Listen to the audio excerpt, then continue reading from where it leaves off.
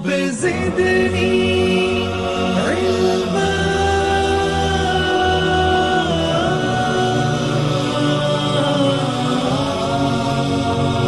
رب زدني علما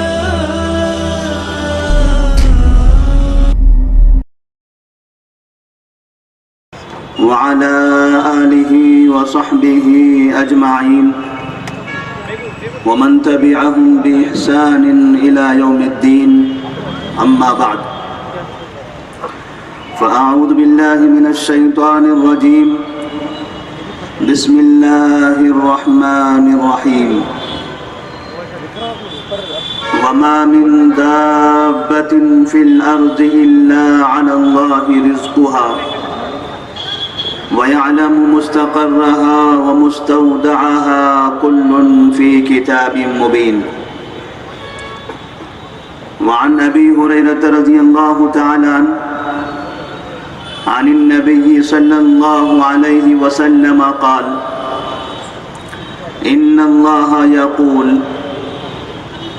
يا ابن آدم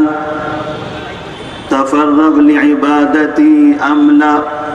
صدرك غنى وأسد فقرك وإلا تفعل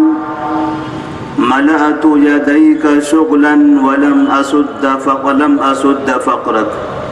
رواه الترمذی۔ محترم حاضرین، اللہ تبارک و تعالیٰ کا نازل کردہ دین اسلام یہ آفاقی اور ساری کائنات کے لیے ایک بہترین مذہب، بہترین دین ہے۔ ان الدین عند اللہ الاسلام، دین اسلام یہ آسمان و زمین کو پیدا کرنے والے کا نازل کردہ دین ہے۔ یہ دین دنیا میں تمام انسانوں کے لیے ہے، تمام انسانیت کے لیے ہے، اللہ کی تمام مخلوق کے لیے ہے، اس لیے کہ اس دین کا نازل کرنے والا تمام مخلوق کا پیدا کرنے والا ہے۔ لہذا اللہ تبارک و تعالیٰ نے دین اسلام میں انسانی زندگی کے تمام پہلوؤں کو اجاگر فرمایا ہے۔ انسانی زندگی کا تعلق عبادات سے ہے تو اسلام میں عبادتوں کا تذکرہ موجود ہے۔ انسانی زندگی میں عقائد کی ضرورت پیش آتی ہے تو اسلام نے عقائد میں بھی رہنمائی فرمائی۔ انسانی زندگی میں معاملات کی ضرورت پیش آتی ہے تو اسلام نے ایک دوسرے کے ساتھ کیسے معاملہ کیا جائے اس کا طریقہ بھی بتا دیا۔ انسان کے لیے اخلاق و آداب بھی ضروری ہیں تو اسلام نے اخلاق و آداب میں بھی رہنمائی فرمائی۔ حتیٰ کہ ایک انسان اپنا پیٹ بھرنے کے لیے، اپنا گھر چلانے کے لیے، اپنی زندگی گزارنے کے لیے جو روزی کماتا ہے، جو تجارت کرتا ہے، پیسہ حاصل کرتا ہے، نوکری کرتا ہے، اللہ تبارک و تعالیٰ نے اس دین اسلام کے ذریعے اس میں بھی رہنمائی فرمائی۔ قرآن مجید میں، احادیث رسول میں انسانی زندگی میں روزی حاصل کرنے کے بہترین طریقے اور نمونے پیش کیے گئے ہیں۔ روزی یہ ہر انسان کی ضرورت ہے۔ سب سے پہلے انسان آدم علیہ السلام اور حوا علیہ السلام جب ان کو جنت میں رکھا گیا تھا تو اللہ تبارک و تعالیٰ نے ان سے کہا تھا وَكُلَا مِنْ حَيْثُ شِئْتُمَا وَلَا تَقْرَبَا هَذِهِ الشَّجَرَةَ فَتَكُونَا مِنَ الظَّالِمِينَ۔ ان دونوں کے واقعات میں سب سے پہلی چیز اور اہم چیز جو ہمیں نظر آتی ہے اس چیز کا تعلق کھانے پینے سے ہے۔ وَكُلَا مِنْ حَيْثُ شِئْتُمَا، جنت میں تم جہاں چاہو جو چاہو کھا سکتے ہو، لیکن اس کھانے پینے کی حدود متعین ہیں، اس کا ایک نظام ہے، ہر شخص جو چاہے وہ نہیں کھا سکتا، جیسے چاہے ویسے نہیں کھا سکتا۔ جو روزی ہے، روزی کے لیے اللہ تبارک و تعالیٰ نے ایک نظام بنایا ہے، اور اسی نظام کی طرف قرآن مجید نے اشارہ فرمایا وَلَا تَقْرَبَا هَذِهِ الشَّجَرَةَ فَتَكُونَا مِنَ الظَّالِمِينَ۔ آدم اور حوا علیہ السلام کو کھانے پینے کا حکم دیا، لیکن ساتھ ہی اس بات کی طرف بھی اشارہ کر دیا کہ ایسی چیز کا استعمال نہ کرنا جس چیز سے میں تم کو منع کر رہا ہوں۔ فَتَكُونَا مِنَ الظَّالِمِينَ، اگر تم نے اللہ کی نافرمانی کی، اللہ کی منع کردہ چیز کا استعمال کیا، تو ایسی صورت میں تم ظالمین میں سے شمار کیے جاؤ گے۔ تو اس طرح سے انسانی زندگی کی ایک بڑی ضرورت ہے۔ اللہ تبارک و تعالیٰ قرآن مجید میں فرماتے ہیں فَقُلْتُ اسْتَغْفِرُوا رَبَّكُمْ إِنَّهُ كَانَ غَفَّارًا يُرْسِلِ السَّمَاءَ عَلَيْكُمْ مِدْرَارًا وَيُمْدِدْكُمْ بِأَمْوَالٍ وَبَنِينَ وَيَجْعَلْ لَكُمْ جَنَّاتٍ وَيَجْعَلْ لَكُمْ أَنْهَارًا۔ اگر اللہ تبارک و تعالیٰ کی روزی چاہتے ہو، اللہ تبارک و تعالیٰ کی نعمتیں چاہتے ہو، تو ایسی صورت میں گناہوں سے اجتناب کرو، اللہ کی نافرمانیوں سے بچو، گناہ کرنے سے بچو، نبی کریم صلی اللہ علیہ وسلم کی نافرمانی سے اجتناب کرو، اس لیے کہ گناہ انسان کو روزی سے محروم کر دیتے ہیں۔ ان الرجل لیحرم من الرزق بالذنب یصیبہ، نبی کریم صلی اللہ علیہ وسلم فرماتے ہیں کہ آدمی گناہ کرتا ہے تو اس گناہ کی بنا پر اس کو روزی سے محروم کر دیا جاتا ہے، اللہ تبارک و تعالیٰ اس کی روزی چھین لیتا ہے، یا ایسا ہو سکتا ہے کہ اسے روزی تو ملے، اس کے پاس پیسہ موجود ہے، کھانے پینے کی چیزیں موجود ہیں، لیکن اللہ تبارک و تعالیٰ اس کے اندر سے برکت نکال دیتا ہے۔ یا ایسا ہو سکتا ہے کہ مال و دولت ہونے کے باوجود، روزی ہونے کے باوجود بھی اس روزی کا وہ فائدہ حاصل نہیں کر سکتا۔ اور کتنے ایسی چیزوں، کتنے ایسے لوگوں کو ہم دیکھتے ہیں جن کے پاس مال و دولت تو بہت ہے، لیکن کھانا پینا انہیں منع کر دیا گیا۔ کسی بیماری کی وجہ سے ڈاکٹروں نے کہہ دیا کہ آپ نے فلاں چیزیں نہیں کھانی ہیں، آپ نے پانی اتنی اور اتنی مقدار ہی میں پینا ہے۔ اللہ تبارک و تعالیٰ فرماتے ہیں فَقُلْتُ اسْتَغْفِرُوا رَبَّكُمْ إِنَّهُ كَانَ غَفَّارًا، جب بھی کوئی گناہ ہو جائے تو ایسی صورت میں اللہ تبارک و تعالیٰ سے معافی چاہو، تو اللہ تبارک و تعالیٰ اپنے آپ کے اوپر، اللہ تبارک و تعالیٰ آپ کے اوپر اپنی رحمتیں نازل فرمائے گا، اللہ آپ کے مال میں برکت نازل فرمائے گا۔ امام حسن بصری رحمہ اللہ فرماتے ہیں کہ ایک مرتبہ جب ان کے پاس کوئی شخص آتا ہے اور ان سے سوال کرتا ہے، شکایت کرتا ہے کہ ہمارے علاقے میں قحط سالی ہے، ایسی صورت میں ہمیں کیا کرنا چاہیے، تو آپ نے فرمایا استغفر اللہ، اللہ تبارک و تعالیٰ کے سامنے استغفار کرو، توبہ کرو، گناہوں سے معافی چاہو۔ دوسرا اور ایک انسان آتا ہے، وہ شکایت کرتا ہے، وہ کہتا ہے کیا بات ہے کہ اولادیں نہیں ہوتی، لوگ اولاد سے محروم ہیں، تو آپ فرماتے ہیں استغفر اللہ، استغفار کرو، اللہ سے توبہ کرو۔ تیسرا شخص آتا ہے، وہ شکایت کرتا ہے کیا بات ہے کہ ہم فقیری اور غریبی کے شکار ہیں، ہمارے پاس دولت نہیں ہے، مال نہیں ہے، ہم کمزور ہیں۔ آپ کہتے ہیں استغفر اللہ، اللہ سے استغفار کرو، توبہ کرو، معافی مانگو۔ ان کے ساتھ بیٹھنے والے ان کے شاگردوں نے ان سے سوال کیا کہ تین طرح کے لوگ آئے، تینوں نے الگ الگ سوالات کیے اور تینوں کا سوال آپ نے ایک ہی طرح کا دیا، آخر کیا وجہ ہے؟ تو آپ قرآن مجید کی اس آیت کو پڑھتے ہیں فَقُلْتُ اسْتَغْفِرُوا رَبَّكُمْ إِنَّهُ كَانَ غَفَّارًا يُرْسِلِ السَّمَاءَ عَلَيْكُمْ مِدْرَارًا وَيُمْدِدْكُمْ بِأَمْوَالٍ وَبَنِينَ وَيَجْعَلْ لَكُمْ جَنَّاتٍ وَيَجْعَلْ لَكُمْ أَنْهَارًا۔ تمام بیماریاں، تمام مصیبتیں، تمام تکلیفیں، ان سب کا حل استغفار میں ہے، توبہ کرنے میں ہے، معافی چاہنے میں ہے، گناہوں سے اجتناب کرنے میں ہے۔ اللہ تبارک و تعالیٰ نے ہمیں اپنی عبادت کے لیے پیدا فرمایا ہے، وما خلقت الجن والانس الا ليعبدون. ہم اللہ کی عبادت کرتے ہیں,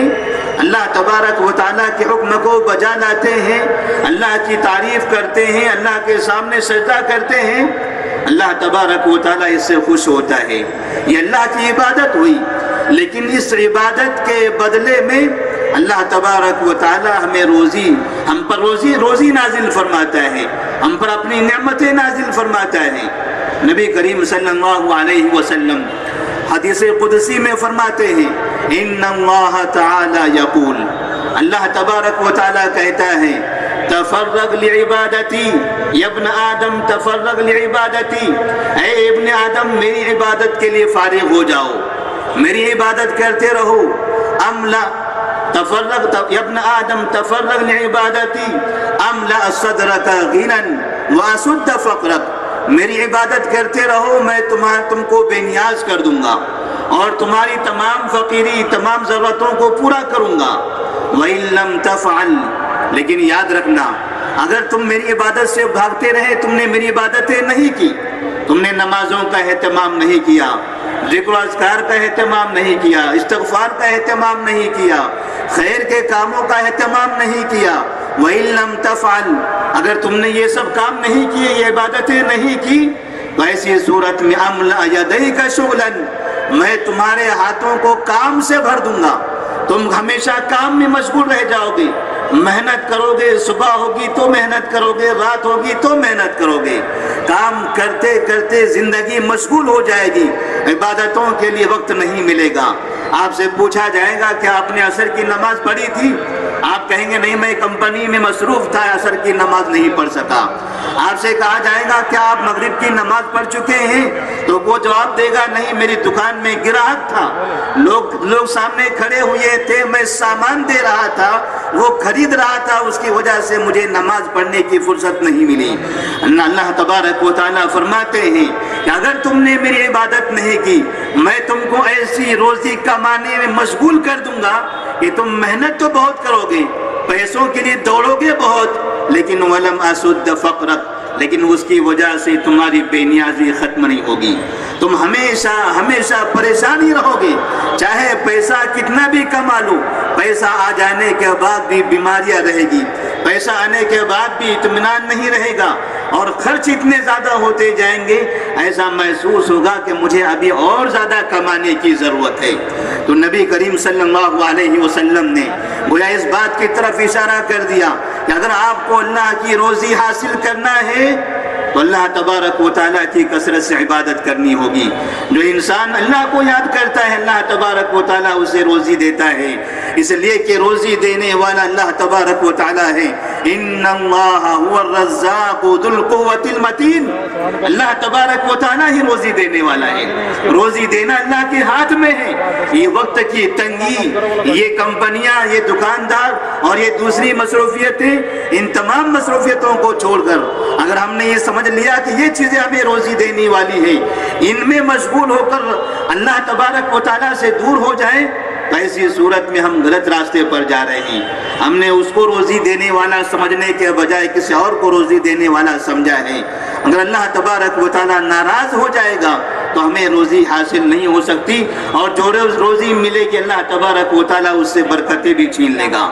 اسی طرح نبی کریم صلی اللہ علیہ وسلم روزی کمانے کے لیے, دنیا کے اندر دولت حاصل کرنے کے لیے, زندگی گزارنے کے لیے محنت کرنے کی تلقین فرماتے ہیں. ایک انسان اپنی زندگی گزارتا ہے اور دنیا کے اندر رہتے ہوئے اللہ کی عبادت تو کرتا ہے, لیکن عبادتوں کے ساتھ ساتھ نبی کریم صلی اللہ علیہ وسلم نے انسانوں کو محنت کرنے کی بھی تلقین فرمائی. یہاں تک کہ آپ صلی اللہ علیہ وسلم فرماتے ہیں ما بعث اللہ نبیا الا رعى الغنم, اللہ تبارک و تعالیٰ نے جتنے بھی انبیاء بھیجے ہیں, تمام انبیاء نے اپنی نبوت کے ساتھ, اپنی دعوت دین کے ساتھ ساتھ, لوگوں کی اصلاح کے ساتھ ساتھ بکریوں کو بھی چرایا ہے. آپ دین کی دعوت کا کام انجام دیا کرتے تھے, لوگوں کو شرک سے روکتے تھے, اللہ کی عبادت کی طرف بلاتے تھے, اور ساتھ میں بکریاں بھی چراتے تھے. یہ دنیا کے کام بھی کرتے تھے, اس لیے کہ دنیا کا یہ کام اگر دین کے ساتھ ہوگا تو وہ کام بھی آپ کا دین شمار کیا جائے گا، اور وہ کام بھی نبی کا طریقہ ہے، وہ کام نبی نے کیا ہے، تجارت نبی نے کیا ہے۔ اگر تجارت ہم نے کیا تو وہ بھی عبادت ہوگی، لیکن شرط ہے کہ نبی کے طریقے کے مطابق ہو۔ نبی کریم صلی اللہ علیہ وسلم ایک جگہ پر بیٹھے ہوئے تھے، آپ کے سامنے سے ایک نوجوان گزرے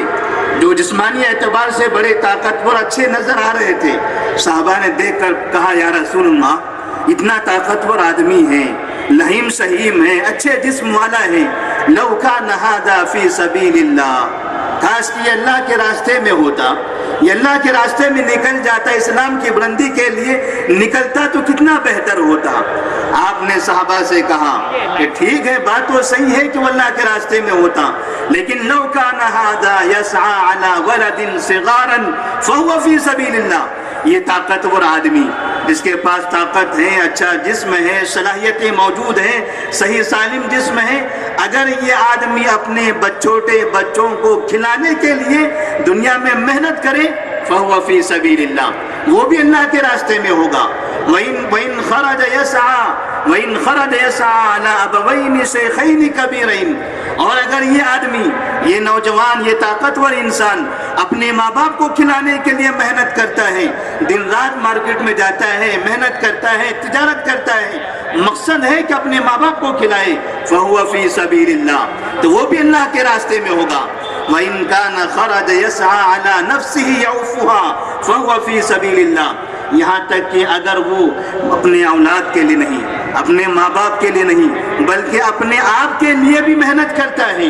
اپنا پیٹ بھرنے کے لیے بھی محنت کرتا ہے، تاکہ میں کسی کے سامنے ہاتھ نہ پھیلاؤں، میرا پیٹ بھرے گا، میں خوشحال رہوں گا تو اللہ کی عبادت کروں گا، اس مقصد سے اپنے لیے بھی کماتا ہے، فَهُوَ فِي سَبِيلِ اللَّهِ۔ تو نبی صلی اللہ علیہ وسلم فرماتے ہیں تو یہ بھی اللہ تبارک و تعالیٰ کے راستے میں ہیں۔ تو نبی کریم صلی اللہ علیہ وسلم نے اس طرح سے اس صحابی کی مثال دے کر واضح کر دیا کہ انسان کو دنیا میں جب تک ہے محنت کرنے کی ضرورت ہے، اور خصوصاً مسلمانوں کو آج ہماری معاشی حالتیں جو کمزور نظر آتی ہیں، بعض لوگ ہمیں سکھاتے ہیں، بعض لوگ ہمیں تعلیم دیتے ہیں، ان فی الدنیا کانک غریب او عابر السبیل،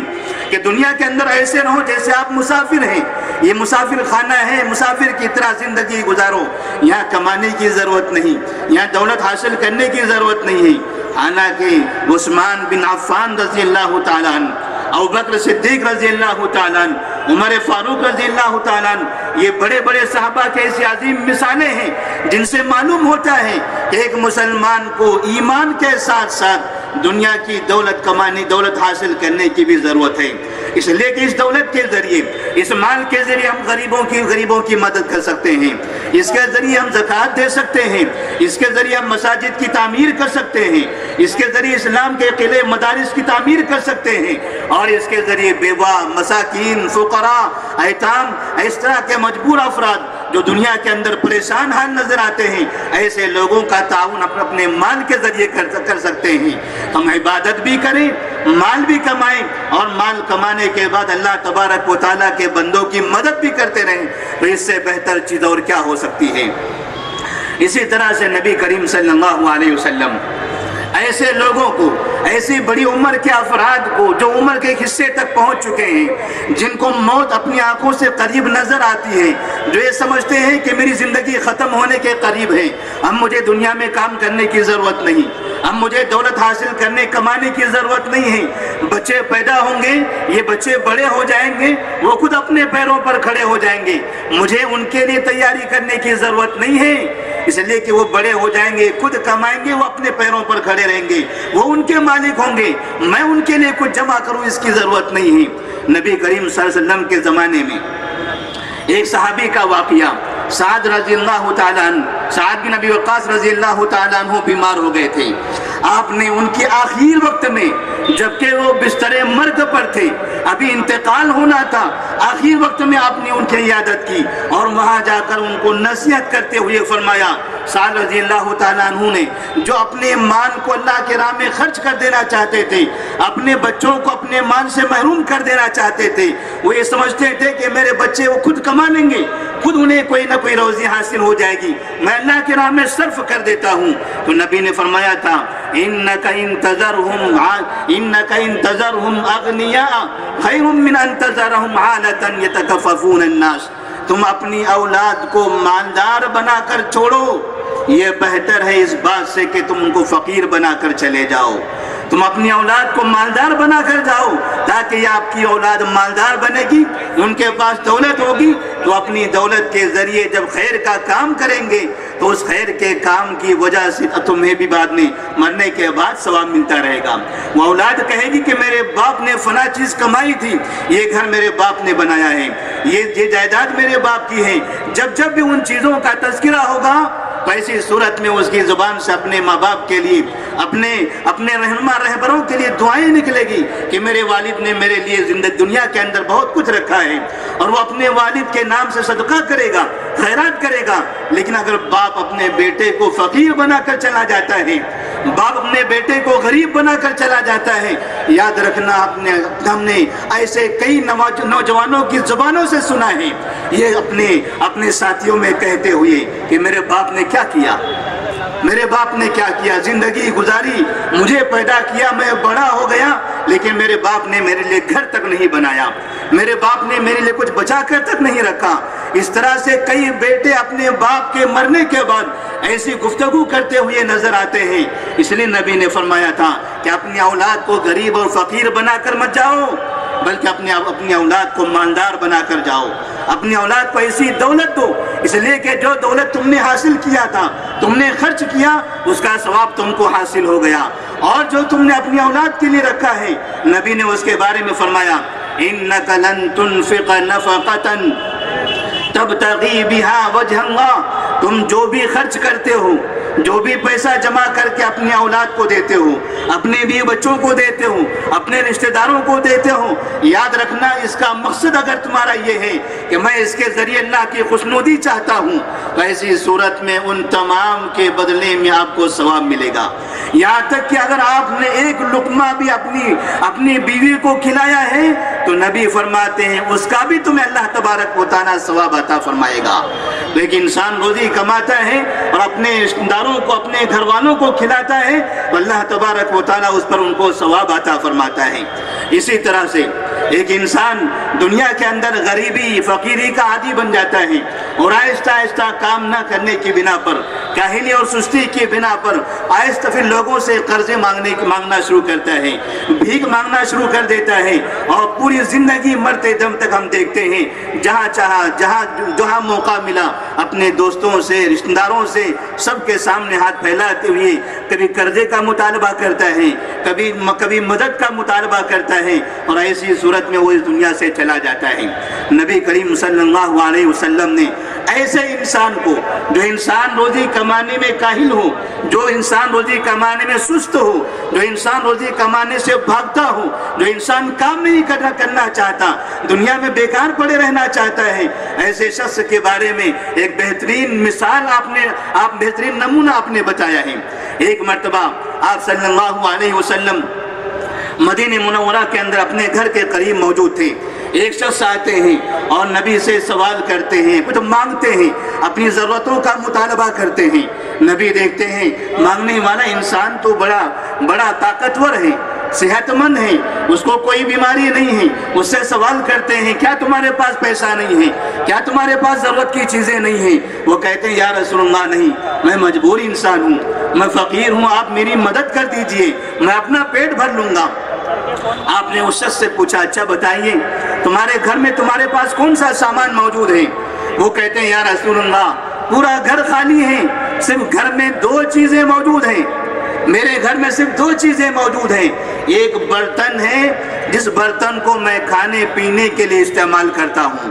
دوسرا چادر ہے جس چادر کو میں اوڑھنے اور بچھانے کے لیے استعمال کرتا ہوں. ان 2 چیزوں کے علاوہ میرے گھر میں کوئی سامان نہیں ہے،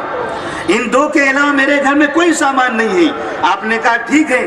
جاؤ وہ 2 سامان لے کر میرے پاس آؤ. وہ صحابی گھر پر جاتے ہیں، دونوں سامان لے کر نبی کے سامنے حاضر ہوتے ہیں. نبی کریم صلی اللہ علیہ وسلم وہ ایک برتن اور ایک چادر اپنے ہاتھ میں اٹھا کر صحابہ سے پوچھتے ہیں، اعلان کرتے ہیں کون ہے جو اس سامان کو خریدے گا؟ من یشتری ھذا بدرہم، کون اس کو 1 درہم کے بدلے میں خریدے گا؟ ایک صحابی کھڑے ہوتے ہیں، انا یا رسول اللہ، 1 درہم کے بدلے میں خریدنے کے لیے میں تیار ہوں۔ آپ پھر پوچھتے ہیں، میں یشتری بدرہمین، 2 درہم کے بدلے میں کون خریدے گا؟ دوسرے انسان کھڑے ہوتے ہیں، کہتے ہیں یا رسول اللہ انا اشتری بدرہمین، 2 درہم کے بدلے میں خریدنا چاہتا ہوں۔ آپ نے 2 درہم کے بدلے میں وہ سامان بیچ دیا۔ وہ فقیر انسان، وہ غریب انسان، گھر میں صرف 2 سامان موجود ہے، صرف 2 چیزیں، ایک پیالہ ہے اور ایک چادر ہے، وہ دونوں چیزوں کو نبی نے بیچ دیا۔ اور وہ صحابی جس نے آپ سے خریدا تھا، وہ 2 درہم لے لیے۔ 2 درہم لینے کے بعد اس فقیر انسان کو دیتے ہوئے کہا، 1 درہم لے کر جاؤ اور اس کے بدلے میں بازار سے کھانے پینے کا سامان خریدو اور اپنے گھر والوں کو کھلا دو، اور یہ دوسرا جو درہم ہے، اس درہم سے بازار میں جا کر ایک کلہاڑی خرید کر لاؤ۔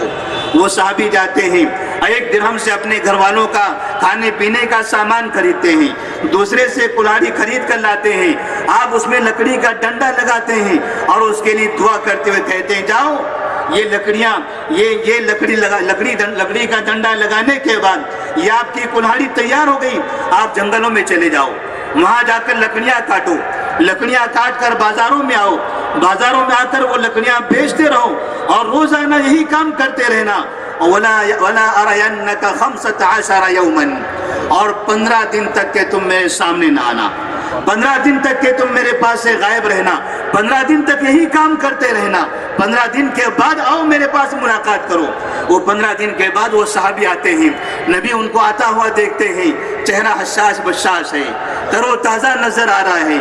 چہرے بدن پر اچھے کپڑے نظر آتے ہیں۔ پہلے فقیری غریبی کے آثار تھے، آج مالداری کے آثار نظر آتے ہیں۔ نبی ان سے سوال کرتے، بتاؤ کیا ہوا، 15 دن کے اندر تم نے کیا کیا ہے؟ وہ کہتے ہیں، یا رسول اللہ، میں روزانہ جنگل میں جایا کرتا تھا، لکڑیاں کاٹ کر بازار میں بیچتا تھا، اور بیچنے کے بعد میں نے 10 درہم کما لیے۔ 15 دن کے اندر میں نے 10 درہم کما لیے، اور 10 درہم میں کھانے پینے کا سامان گھر میں بھر چکا ہے، اور ساتھ ہی میں نے اپنے لیے، اپنے گھر کے تمام لوگوں کے لیے کپڑے بھی خرید لیے ہیں۔ تو نبی نے فرمایا، واللہ ان ھذا خیر لک من ان تجیء المسألة نکتة یوم القیامۃ فی وجہک، یہ کام تمہارے لیے بہتر ہے اس مانگنے کے کام سے، اس لیے کہ تم مانگتے رہو گے، لوگوں کے سامنے ہاتھ پھیلاتے رہو گے، یہ مانگنے کی وجہ سے کل قیامت کے دن تمہارا چہرہ خراب ہو جائے گا، تمہاری شان بگڑ جائے گی۔ اگر تم محنت کرو گے، کماؤ گے، اللہ تبارک و تعالیٰ اس طرح سے تم کو عزت عطا فرمائے گا۔ اسی طرح سے نبی کریم صلی اللہ علیہ وسلم نے ایک بہترین مثال دیتے ہوئے یہ بھی فرمایا ہے کہ ایک انسان روزی کماتا ہے، محنت کرتا ہے، ایسی صورت میں ضرور یہ ہے کہ وہ ہمیشہ اللہ تبارک و تعالیٰ پر بھروسہ کرے، اپنی صلاحیت پر۔ کوئی آدمی ڈاکٹر ہے، کوئی انجینئر ہے، کوئی کسی فن کا ماہر ہے، تو اپنی مہارت پر فخر نہ کرے، اپنی مہارت پر فخر نہ کرے، اس لیے کہ دنیا کے اندر کئی ایسے لوگوں کو دیکھا گیا ہے جن کے پاس مہارتیں ضرور ہیں